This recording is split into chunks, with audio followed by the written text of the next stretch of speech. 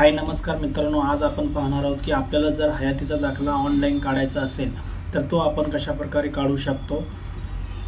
जे संजय गांधी निराधार योजना असेल, श्रावण बाळ असेल, त्यानंतर दिव्यांग व्यक्ती आहेत, त्याच्यानंतर विधवा महिला आहेत आणि जे पेन्शनचा लाभ घेत आहेत तर त्यांच्यासाठी हयातीचा दाखला लागतो। तर हा दाखला जो आहे तर तो आपण आता घरी बसल्या ऑनलाईन बेनिफिशरी सत्यापन हे ॲप्लिकेशन आहे, तर याच्यामधून आपण घरी बसल्या काढू शकतो।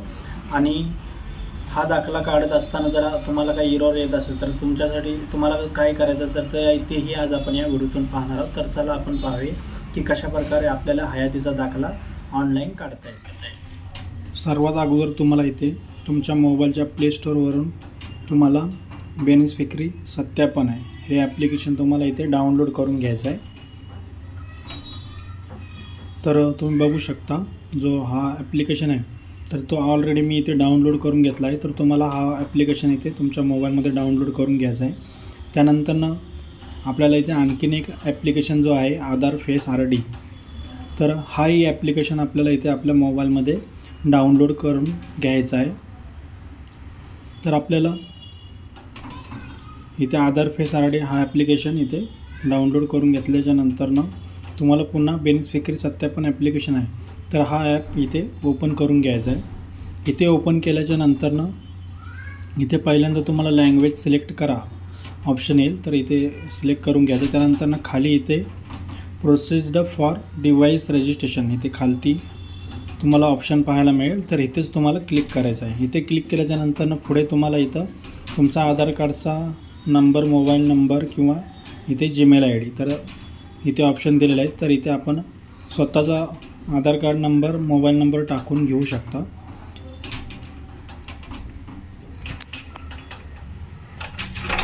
तर इथे मोबाईल नंबर आणि आधार कार्डचा नंबर टाकल्याच्या नंतरनं खाली रजिस्टर हा ऑप्शन आहे, तर इथे तुम्हाला रजिस्टर इथे क्लिक करायचं आहे। इथे क्लिक केल्याच्या नंतरनं आपला जो मोबाईल नंबर आधार कार्डशी लिंक आहे तर त्याच्यावरती OTP पाठवला जाईल, तर तो OTP तुम्हाला इथे टाकून घ्यायचा आहे। तर आपल्याला इथे आता OTP आलेला आहे, तर हा OTP इथे टाकून घ्यायचा आहे। तर OTP इथे टाकल्याच्या नंतरनं सबमिट इथे क्लिक करायचं। सबमिट इथे क्लिक केल्याच्या नंतरनं पुन्हा इथे आपल्याला ऑप्शन पाहायला मिळेल सर्वात वरती, तर इथे सर्वात वरती आपले जे नाव आहे तर ते इथे नाव टाकायचं आहे आणि खाली जो टिक हा बॉक्स दिसतो आहे तर इथे तुम्हाला टिक मार्क करायचा आहे आणि सबमिट इथे क्लिक करायचं आहे। सबमिट इथे क्लिक केल्याच्या नंतरनं इथे तुम्हाला इथे तुमचा चेहरा दाखवायचा आहे आणि डोळे मिचकवायचे आहेत। इथे तुमचे व्हेरिफिकेशन केले जाईल आणि तुमचं इथे डिव्हाइस रजिस्ट्रेशन कंप्लीट केलं जाईल।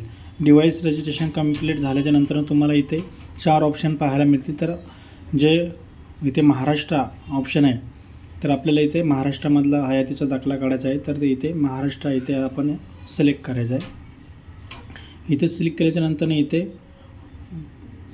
आपल्याला फर्स्ट टाईम इथे ऑप्शन येतील, तर इथे सर्वात वरती क्लिक करायचं आहे। त्यानंतर इथे आपल्याला ज्या व्यक्तीचा हयातीचा दाखला काढायचा आहे तर त्याचा आधार कार्डचा नंबर आणि मोबाईल नंबर टाकून सबमिट करायचा आहे। सबमिट इथे क्लिक केल्याच्या नंतर इथे आपल्याला मोबाईलवरती OTP पाठवला जाईल, जो आपला आधार कार्डला मोबाईल नंबर लिंक आहे किंवा संजय गांधी निराधार योजना ज्या तुम्ही योजनेचा लाभ घेत आहे तर त्या योजनेसाठी जो मोबाईल नंबर लिंक आहे तर त्याच्यावरती OTP पाठवला जाईल, तर तो OTP इथे तुम्हाला टाकून घ्यायचा आहे।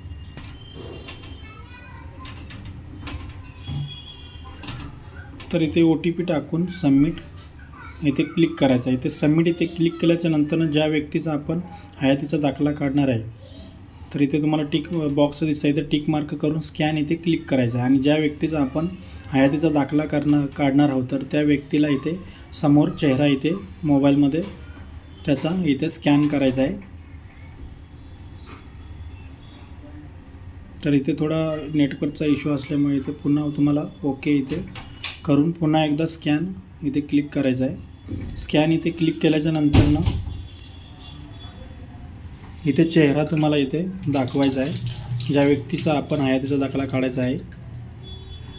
तर इथे चेहरा स्कॅन केल्याच्या नंतरनं इथे तुम्ही पाहू शकता, तर इथे हयातीचा दाखला आपल्याला इथे पाहायला मिळेल।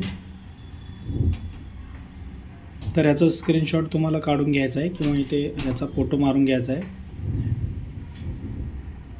तर आता इथे आपला जो हयातीचा दाखला आहे तर तो इथे रेडी होऊन आपल्याला इथे पाहायला मिळेल.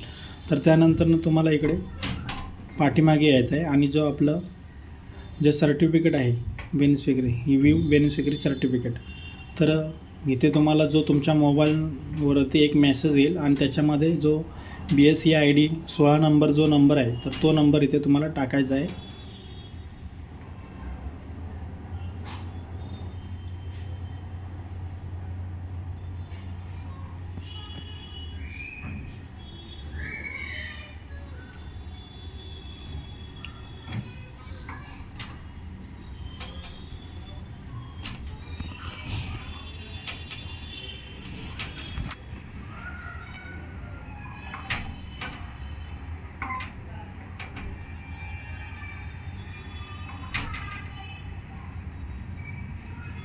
तर हा नंबर इथे टाकून सबमिट इथे क्लिक करायचा आहे. जर आपल्याला कधीही आपले हयातीचा दाखला पाहायचा असेल तर इथे व्ह्यू बेनिफिशरी सर्टिफिकेट इथे टाकून तुम्हाला BSE ID नंबर टाकल्याच्या नंतर तुम्हाला इथे OTP येईल.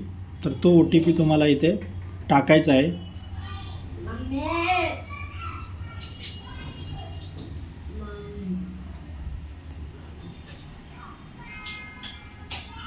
तर OTP टाकल्याच्या नंतर व्हेरीफाय OTP इथे क्लिक करायचा आहे आणि तुम्ही इथे पाहू शकता जो हयातीचा दाखला आहे तो.